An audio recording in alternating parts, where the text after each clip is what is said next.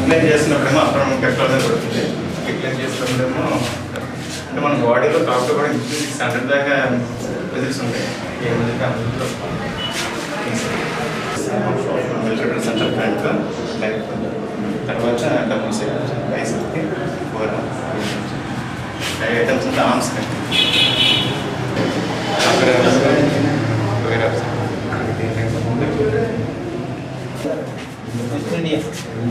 ప్రతి మనిషి వ్యాయామే ఆరోగ్యం, ఆరోగ్యం మహాభాగ్యం. ఇదేమో మన బాడీలో మేజర్ యూరిన్ బాగా అంటే మనం మాసం కూడా పొడమాసం తర్వాత ఇది కూడా లోయర్ ఎక్స్టెన్షన్ ఐటమ్స్.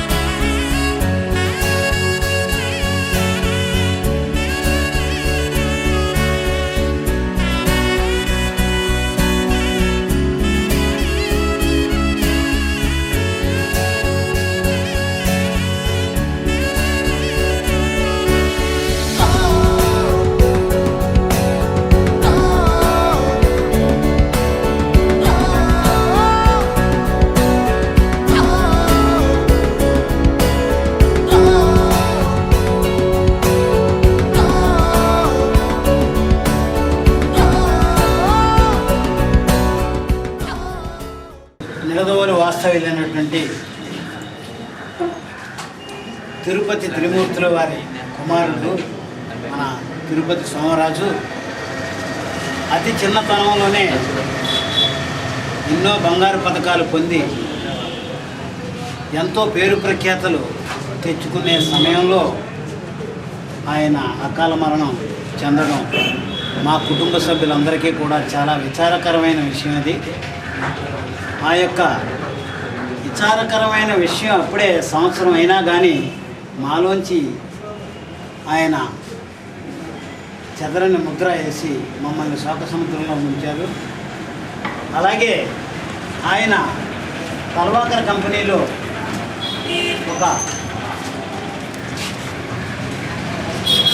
ఒక ఫిజికల్ ట్రైనింగ్లో బొంబాయి వెళ్ళి ఆ సంస్థ తరఫున కోచర్గా ఎంతోమంది డాక్టర్లకి కోచింగ్ ఇస్తూ ఎన్నో మన్ననలు పొందారు ఆయన. అటువంటి వ్యక్తి మరి ముందు ముందు కూడా ఎన్నో ఘనకీర్తులు సంపాదించే యోగ్యత ఆయనకు ఉంది.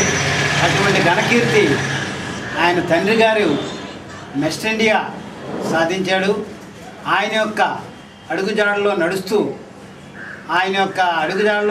ఆయన యొక్క క్రమశిక్షణకి బద్ధుడై ఆ యొక్క లైన్లో ఇంకా బంగారు పథకాలు డిఎన్ఆర్ కాలేజీకి వరుసగా 3 సంవత్సరాల బంగారు పథకాలు సాధించుకొచ్చి ఆయన ఎంతో ఘనకీర్తి సాధించారు. ఆ యొక్క ఘనకీర్తిని మేము మననం చేసుకుంటూ ఆయన తరపున మేము ఇక్కడ జిమ్ము ఏర్పాటు వాళ్ళ తండ్రి గారు నిర్వహిస్తున్నారు. ఆ యొక్క కార్యక్రమాన్ని ఈ యొక్క ప్రథమ వర్ధంతి కార్యక్రమాన్ని ప్రథమంగా ఇక్కడ చేసుకుంటున్నారు. ఈ యొక్క కార్యక్రమానికి ఇచ్చేసిన మీ అందరికీ కూడా ధన్యవాదాలు తెలియజేసుకుంటూ ఒక్కొక్కరికి ఆ మహానుభావుడికి నివాళులు అర్పించవలసిందిగా కోరుచున్నాను. గత 30 సంవత్సరాల నుంచి కూడా ఈ వ్యాయామం దానికి స్కూల్ పెడుతూ ఆయన నేర్పుతూ 10 మంది శిష్యుల్ని నేర్పించడం. పాత సంత మార్కెట్లో వాళ్ళు బిల్డింగ్లో చిన్న బిల్డింగ్ ఉంటే అక్కడ అవుటర్ ప్లేస్లో స్టార్ట్ చేశారు.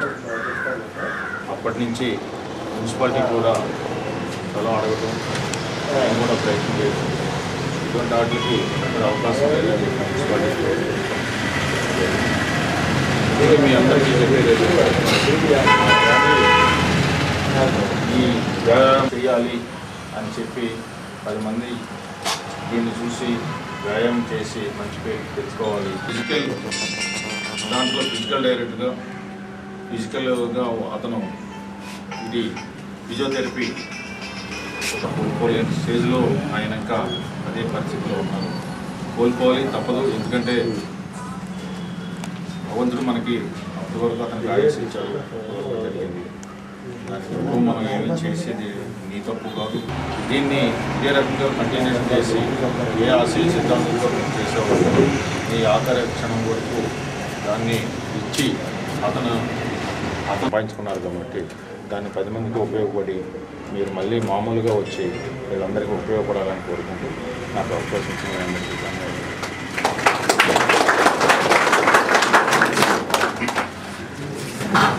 చేసిన అన్యాయాన్ని తట్టుకోలేక వాడి జ్ఞాపకాలని జ్ఞాపకం చేసుకుంటూ వాడినే నా స్టూడెంట్స్ చూసుకుంటూ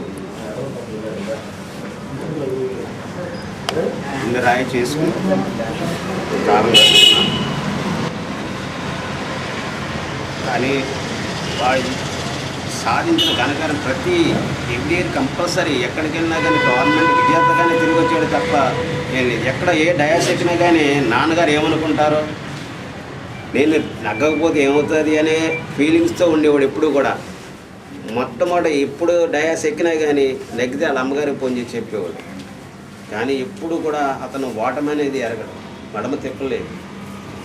కానీ వ్యాయామం అన్నది ఎటువంటి అనారోగ్యం అయినా కానీ వాడిని మంచి మార్గంలో మార్చేది వ్యాయామం. కాబట్టి నా కుమారుడు కూడా అదే బాటలో నడిచి అందరికీ ఆదర్శంగా ఈ వాటి రోజు నాడు పేరు మీద ఇక్కడ జిమ్ స్థాపించి ఇక్కడ యువకులందరికీ నేను అభివృద్ధి చేయడానికి ఇక్కడ నడుం గట్టి చేస్తున్నాను. కాబట్టి నా స్టూడెంట్స్ ఎంతో ఆనందంతో ఉన్నారు. కాబట్టి వాళ్ళకి అండగానే ఎప్పుడు ఉండాలని ఆ భగవంతుని కోరుకుంటున్నాను.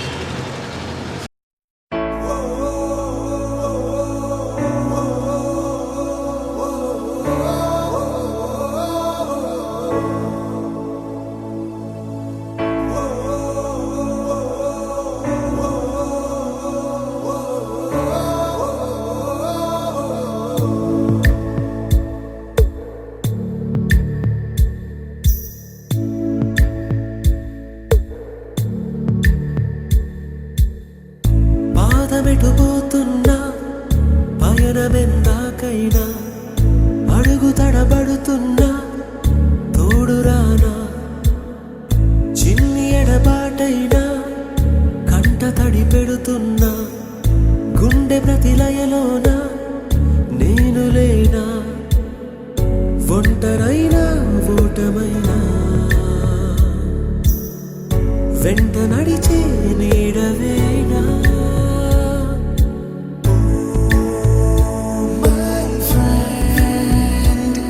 తడి కన్నులనే తుడిచిన నేస్తమా,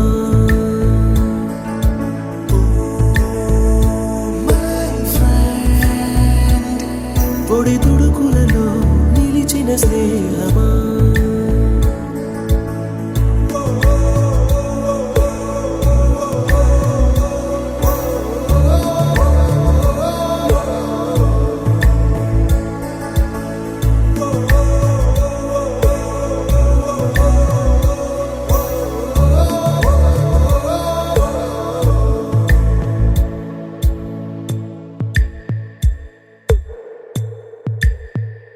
అమ్మ ఒడిలో లేని పాసం నేస్తమల్లే అల్లుకుంది జన్మకంతా తీరిపోని మమతలెన్నో పంచుతోంది మీరు నుంచి మన స్నేహ గీతం ఏరా ఏరాల్లోకి మారే మోమాటాలే లేని కళెచ్చాలు వారే ఒంటరైనా ఓటమైనా వెంట నడిచే నీడ నీవే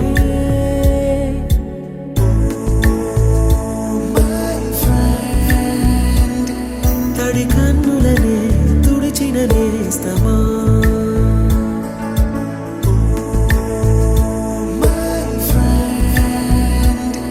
పొడి తుడుకులలో నిలిచిన స్నేహమా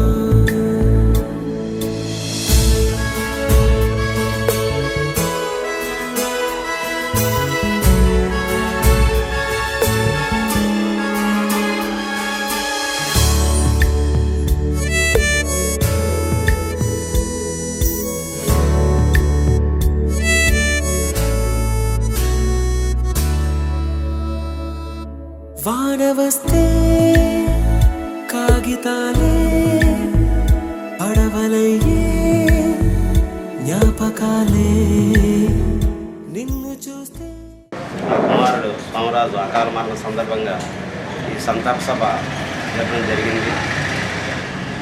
కానీ అనుకున్న టయానికి నేను అనుకున్న వ్యక్తి రాలేదు కారణంగా ప్రోగ్రామ్ పోస్ట్పోన్ జరుగుతుంది. అది సరిగ్గా ఇవాళ సాయంత్రం కానీ చేరుకుంటే మళ్ళీ సాయంకాలం ప్రోగ్రాం ఉంటుంది. దాన్ని బట్టి ఇవాళ ఈ జిమ్ము చక్కటి క్రమ పద్ధతిలో మీ సహకారంతో చక్కగా నడుస్తుంది కాబట్టి చాలా ఆనందదాయకంగా ఉన్నది.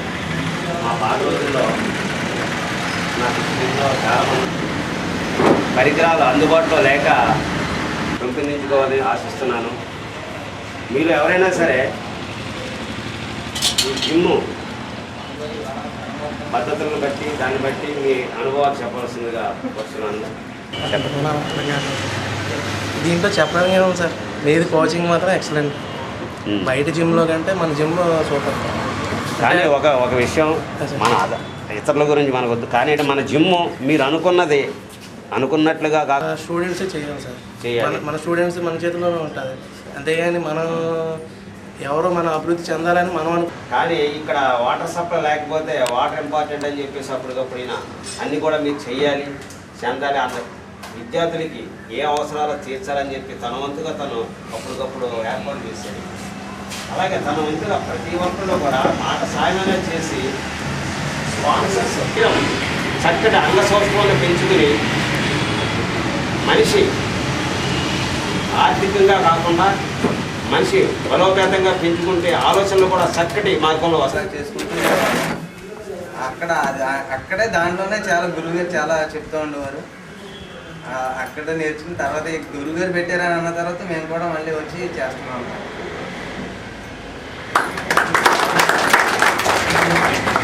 డిఫెన్స్ సైడ్ ఏమైనా ఆలోచించుకుంటే వాళ్ళకి కావాల్సిన బాడీ మెజర్మెంట్స్ కావాలనుకున్నప్పుడు ఈ జిమ్ చాలా ఉపయోగపడుతుంది. మొన్న ఇక్కడి నుంచి వెళ్ళిన చాలామంది కానీ నలుగురు కానీ చాలా నవ్వుకోకూడదు, అంటే సిల్లిగా ఉంటారనమాట. కానీ గురుభక్తి అనేది ఏంటంటే ఏకలవ్యుడు బొమ్మతో గురువే లేడు అక్కడ. అంటే ఏకలవ్యుడు ఏం చేశాడు, బొమ్మలు పెట్టి విద్య సాధించాడు. అలాగేంటంటే నమ్మకం ఉండాలన్నమాట. ఇంకా నాకు కొడుకుండో అవసరం కొట్టుంటే మీకు అర్థమైందా? ఎందువల్ల నేను ఒక స్టూడెంట్ని తయారు చేస్తే అబ్బాయి నీకు లొయ్యలు ఉండాలి అబ్బాయి అని చెప్పేసి ఆడికి వారం రోజులు దగ్గరుండి కూర్చొని చెప్తే ఆడ 8వ రోజు రాడు, వెళ్ళిపోతాడు. కానీ ఎక్కడ పట్టుకుందారో ఎవరిని పట్టుకు ఈ కుర్రడు చాలా బాగున్నాడు, ఈ కుర్రను తయారు చేద్దామని కన్నేసాను అనుకో, ఈయన మళ్ళీ 4 రోజులతో మానేస్తాడు అనమాట. ఆశ నిరాశ అయిపోతుంది. ఇలాగ గురువు కూడా నిరాశపడే రోజులు ఉన్నాయి. శిష్యుడు ఇంట్రెస్ట్ ఉన్నాడు వస్తూ ఉంటాడు, ఆయన పట్టుకోవాలంటే చాలా కష్టం. కానీ నాకు దేవుడిచ్చిన వరంగా సోమరాజు ఏనాడో చేసుకున్న పుణ్యం కారణంగా నాకు జన్మించాడు సోమరాజు.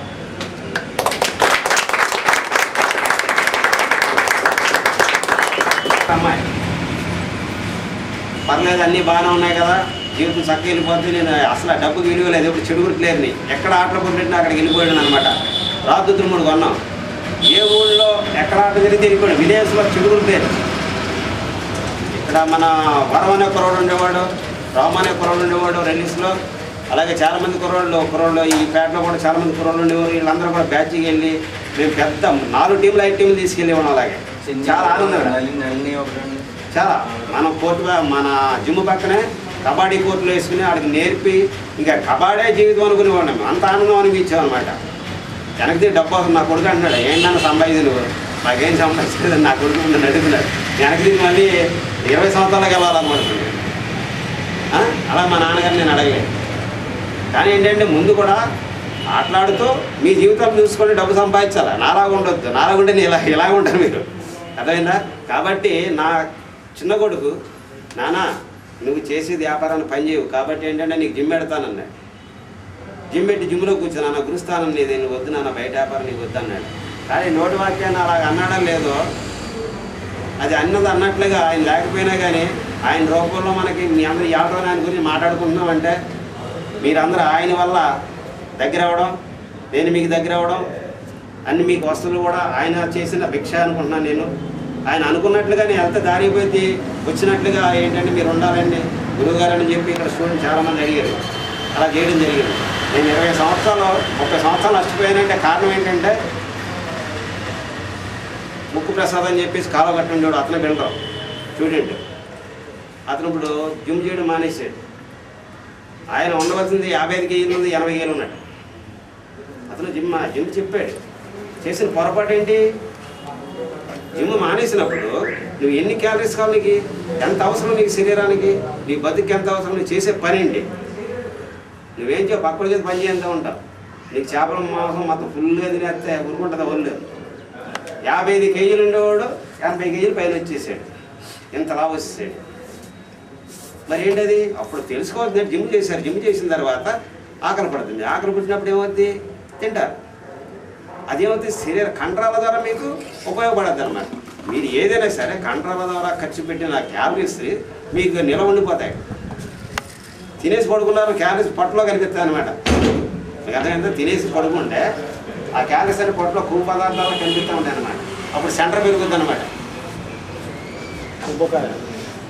అలాగేంటంటే మనిషికి కావాల్సింది ఇప్పుడు చెప్పే మాటలన్నీ కూడా మీ భవిష్యత్తులో మీకు కాపని పక్క వాళ్ళకన్నా ఇతనికి మజిల్స్ అంటే కట, దీన్ని కట అంటారు. డెల్టే, ట్రైసెప్, ఓవరాల్ యాప్స్.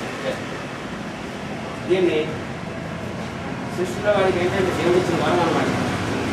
ప్రొఫెషనల్గా బాడీ ఉండడం వల్ల బాడీ బిల్డింగ్ అనుకూలమైన బాడీ శరీరం కాబట్టి ప్రతి గురువు కూడా మీ అబ్బాయిని మాకు అప్పచెప్పండి, కొంత డబ్బు ఖర్చు పెట్టండి, మేము తయారు చేస్తాం, కుర్రాన్ని మిస్ట్ ఇండియా కూడా ఇచ్చేస్తాం ఇలాగని చెప్పేసి అన్నారు. కానీ దానివల్ల కొంత ఏంటంటే క్యాలరీస్ ఎక్కువ ఉన్న క్యాప్సిల్స్ వాడవలసి ఉంటుంది. బాడీ బిల్డర్ ఏంటంటే తొందరలో అవ్వాలనుకున్నాం. అబ్బాయి లేదండి నా ద్వారానే చేసుకుంటానని చెప్పేసి వాడిని ఆ రకంగా చేయడం జరిగింది. రెండవది ఏఎన్ఆర్ కాలేజీ, ఇది ఓపెన్ టోర్నమెంట్ అన్న. ANR college first year Andhra university gold medal, second కూడా రాజమండ్రి మిస్ట్ India gold medal, third Eluru.